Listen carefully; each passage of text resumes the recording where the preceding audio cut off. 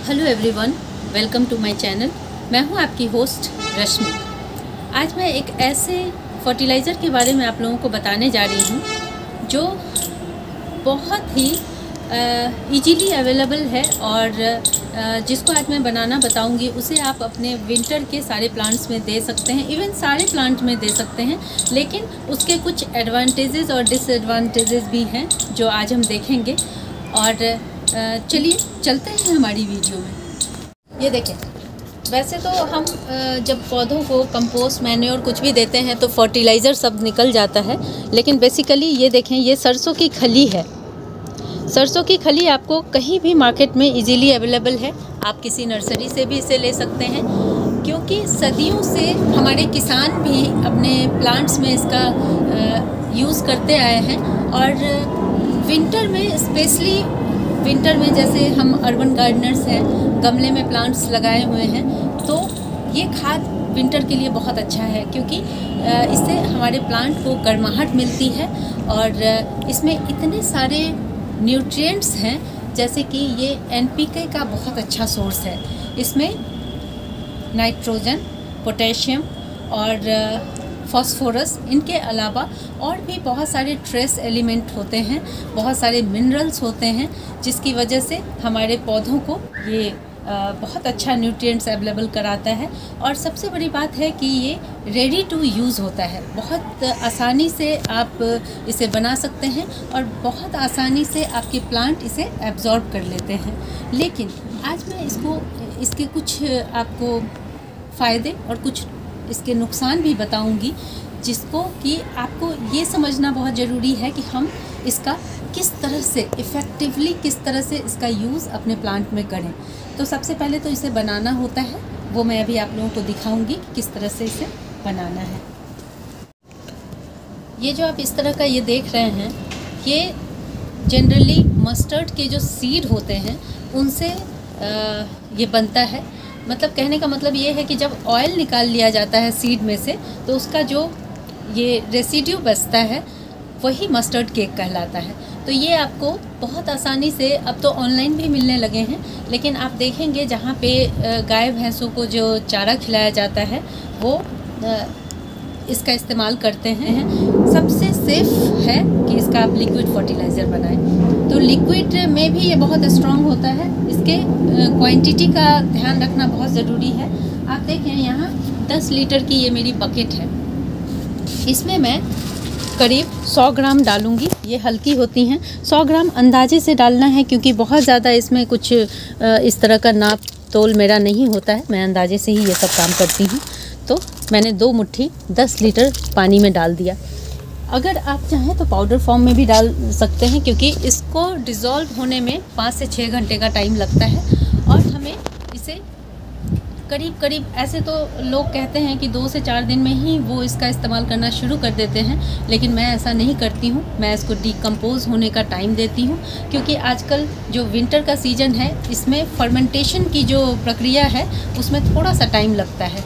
और इस तरह से डाल के हमें सुबह शाम इसको मिलाते रहना है, ताकि ये थोड़ा फर्मेंट हो जाए। तो कैसे मिलाना है, इसको किसी भी मेटल की लकड़ी से आपको नहीं मिलाना है, या तो आप इस तरह से ही इसको सुबह शाम इसको चला दिया करें। अभी आपको ये दिखेगा नहीं, क्योंकि इसको डिज़ोल्व होने में अभी टाइम लगेगा।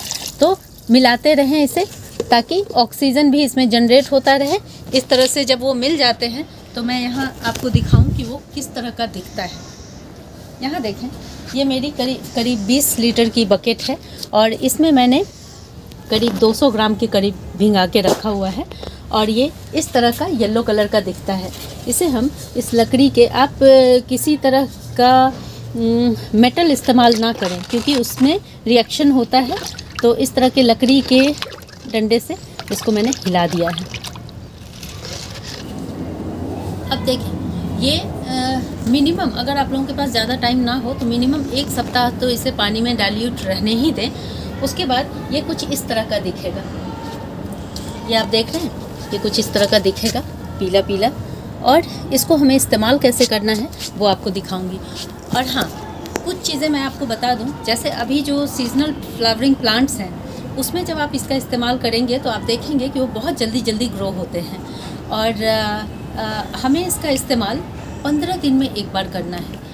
और अगर आप इसका बहुत जल्दी इस्तेमाल करेंगे तो भी इसके न्यूट्रिएंट्स को जब प्लांट एब्जॉर्ब करता है तो वो 15 डेज़ का टाइम ले लेता है। तो हमें जल्दी इस्तेमाल करने का कोई मतलब नहीं है। क्या होता है कि जब हम ऑर्गेनिक का नाम सुनते हैं तो हम सोचते हैं कि कभी भी इसे प्लांट में डाल दिया जाए, लेकिन ऐसा नहीं है, क्योंकि इसको फर्मेंट होकर के प्लांट तक पहुंचने में थोड़ा टाइम लगता है। अब देखें, ये जिस फॉर्म में अभी है, हमें इसे डायरेक्ट यूज़ नहीं करना है।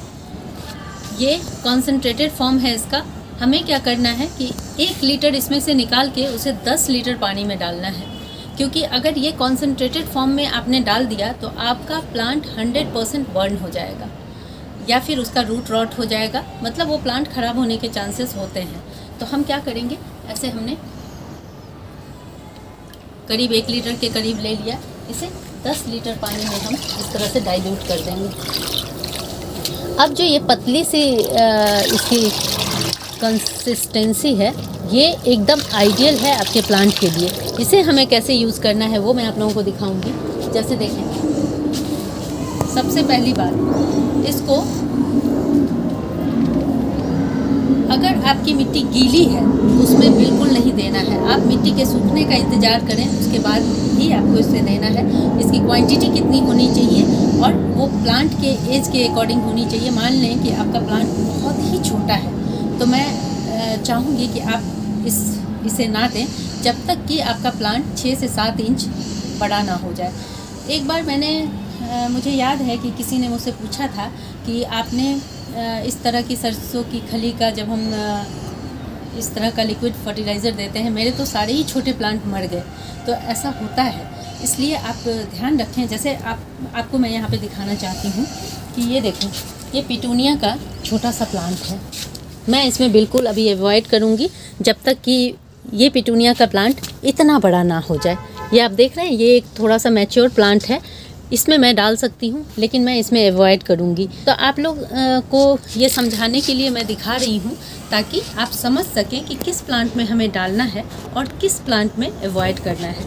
ये देखें, ये गजेनिया का एक फ्लावरिंग प्लांट है, तो इसमें हम डाल सकते हैं, लेकिन यहाँ देखें मिट्टी बहुत गीली है, तो मैं अभी वेट करूँगी, मैं इसमें नहीं डालूँगी जब तक कि इसकी मिट्टी अच्छी तरह सूख ना जाए। इसमें नहीं डालूँगी, नहीं तो फिर इसके रूट रॉट होने की संभावना हो जाती है। और ये देखें, यहाँ पे इसकी मिट्टी आप देखें, ये सूखी हुई है, इस तरह से देखें मिट्टी सूखी हुई है, तो यहाँ हम डाल देंगे, इससे कोई प्रॉब्लम नहीं है। तो हम जब किसी भी चीज़ का इस्तेमाल करते हैं उसमें जो सावधानियाँ हैं, हमने जस्ट सुना कहीं से कि मस्टर्ड का लिक्विड फर्टिलाइज़र बहुत अच्छा होता है और हम बिना जाने समझे अपने प्लांट में उसका इस्तेमाल शुरू कर देते हैं। ये सबसे पहली गलती होती है हमारी, क्योंकि ऐसा करने से बचें। हमें समझना होगा कि किस प्लांट में हमें इसका इस्तेमाल करना है, किस में नहीं करना है। तो देखें, इसमें मैं कितना लगभग 100 ml के करीब अंदाजे से इसमें डाल देना है। ये इतने बड़े प्लांट के लिए सफिशिएंट है, क्योंकि ये बहुत ताकतवर होता है, इसलिए इसकी मात्रा का भी ज़रूर ख्याल रखें। ये जो लिक्विड हमने बनाया, इसे 15 दिन के अंतराल पे दें। 15 दिन से पहले ना दें, क्योंकि एक तो ये बहुत स्ट्रॉन्ग होता है और दूसरा इसे प्लांट तक पहुंचने में, प्लांट इसे जब एब्जॉर्ब करता है, वो जो टाइमिंग होती है वो 15 दिन की होती है। 15 दिन में ये उसे एब्जॉर्ब कर लेता है। तो अगर हम जल्दी भी देंगे तो हमारा ये वेस्ट हो जाएगा, क्योंकि ये प्लांट के किसी काम नहीं आएगा। तो हमें एक निश्चित टाइमिंग बना लेनी है कि अगर हम सीजनल प्लांट्स में इसे देते हैं, क्योंकि सीजनल प्लांट का टाइम पीरियड बहुत शॉर्ट होता है, उसको 3 महीने में ही बड़ा भी होना है, फूल भी खिलाना है, बहुत सारी एनर्जी भी चाहिए। इसलिए हम ये मस्टर्ड का लिक्विड ये हम डालते हैं प्लांट में।